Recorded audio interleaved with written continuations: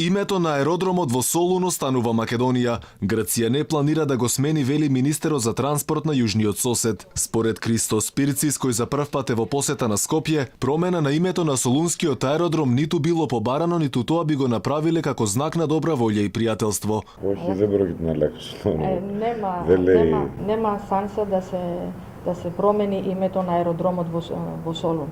Грција не се откажува ни од името на аеродромот, а Македонија не само што го смени името на државата, туку и на голем дел од институции и инфраструктурни објекти. Придавката македонски беше избришана од над 160 институции и предпријатија, речиси буквално од секаде, а уште пред подпишување на Преспанскиот договор, автопатот од Александар Македонски стана пријателство, а името на аеродромот од Александар Велики се замени со меѓународен аеродром Скопје. Во меѓувреме таблите на патиштата со новото име на земјава во Грција ќе бидат поставени, но министерот не прецизира кога тоа точно ќе биде направено. Сепак по се изгледа ќе го избегнува и терминот Северна Македонија, бидејќи како што вели министерот, онаму каде што ќе треба да се покаже насоката кон некој град, ќе остане таблата со името на тој град. Постојат европски меѓународни прописи, ќе се постави табела со името Северна Македонија, таму кај што ќе треба да се покаже насоката кон некој град, ќе остане насоката на тој град, а за тоа ќе се договорам со министерот.